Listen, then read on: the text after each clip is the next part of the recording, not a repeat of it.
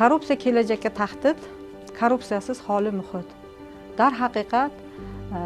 2025-yil 5-martda yurtboshimiz tomonidan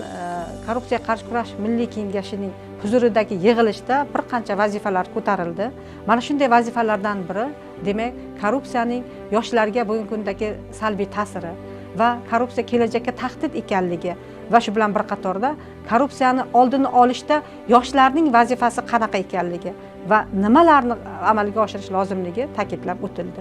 Shuni alohida ta'kidlash kerakki, mana bugungi kunda o'sha yoshlar uchun yaratilgan sharoitlar, ya'ni bu degani ta'lim muassasalarida yoshlarning o'qishga qabul qilinish jarayoni shaffof bo'layotganligi va shuningdek talaba bo'lish jarayonida, o'qishga qabul qilish jarayonida hujjatni topshirib turib bo'lib,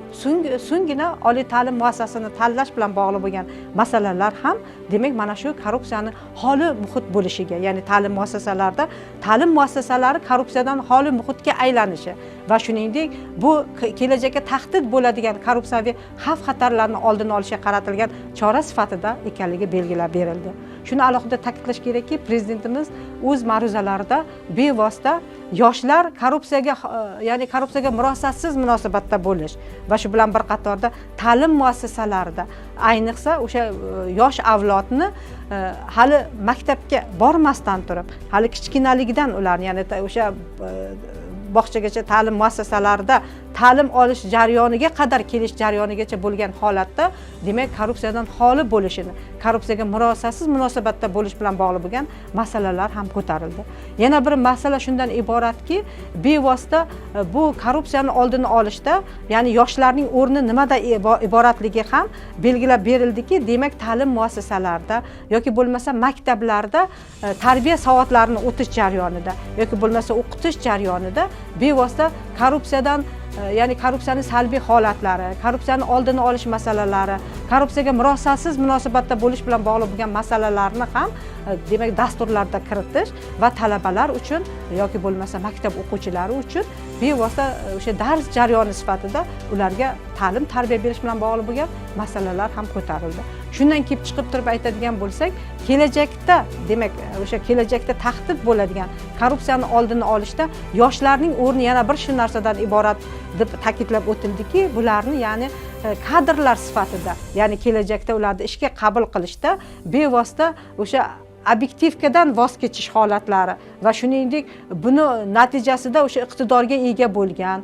va shu bilan bir qatorda korrupsiyadan xoli bo'lgan, korrupsiyaga murosatsiz munosabatda bo'lgan shaxslarni ham demak kadr sifatida ishga qabul qilish masalalari ham mana shu prezidentimizning 5-martdagi ma'ruzalarida o'z ifodasini topganligini ko'rishimiz mumkin ekan. Endi korrupsiyadan xoli muhit deydigan bo'lsak, biz faoliyat yuritayotgan joy yoki bo'lmasa o'quvchi o'qiydigan maktablar yoki talaba dars, ya'ni ta'lim olayotgan o'quv, ya'ni dargohlar, ya'ni bu degani institut, universitetlar bevosita korrupsiyadan xoli bo'lish kerak. Korrupsiyadan xoli bo'lish uchun ta'lim muassasalarining o'zlarida shunday bir jarayon shakllanishi kerakki, o'sha ta'lim olish jarayonidan, tarbiya olish jarayonidan to o'sha ta'lim muassasasini tugatib chiqquncha u korrupsiyadan xoli bo'lish kerak. Ya'ni bu degani demak har bir qo'yilayotgan baho natijalari yoki bo'lmasa talabaning o'sha jarayondagi, o'qish jarayonidagi va o'qituvchi o'rtasidagi munosabat yoki bo'lmasa ta'limdagi sharoit demak korrupsiyadan xoli muhit bilan bog'liq holatda amalga oshirilishi kerak. Bitta misol keltirishim mumkin. Misol uchun mana hozir har bir ta'lim muassasalarida yoki bo'lmasa boshqa ta'lim muassasalaridan tashqari korxona yoki bo'lmasa muassasalarda, tashkilotlarda odob axloq kodekslari qabul qilingan. Odob axloq kodekslari o'z navbatida demak talabani yurish turishi yoki bo'lmasa pedagog xodim bilan yoki bo'lmasa o'qituvchi, professor o'qituvchilar bilan kimlardir bilan bo'ladigan munosabatlardagi tartib qoidalar belgilanishi bilan bir qatorda demak o'sha ta'lim muassasasidagi korrupsiyaviy xavf-xatarlar haqida xabar berish tartib qoidalari yoki bo'lmasa o'qituvchi bilan talaba o'rtasidagi munosabatda hech qachon korrupsiyaviy holatlar aralashmaslik bilan bog'liq bo'lgan holatlar va qilinayotgan xatti-harakat korrupsiya ekanligi va buni oldini olish bilan bog'liq bo'lgan masalalar ham o'sha odob axloq kodekslarida o'z ifodasini topgan. Yana bir masalaki o'sha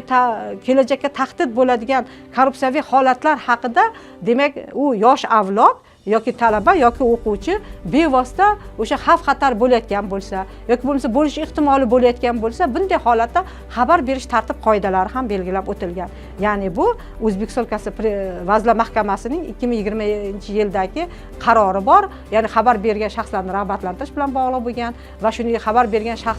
shaxslarni xabar berish tartib qoidalari bilan bog'liq bo'lgan, demak, normativ me'yoriy hujjatlari bor. Bu degani, demak, o'sha xavf xatarlar haqida xabar bergan shaxslarni ham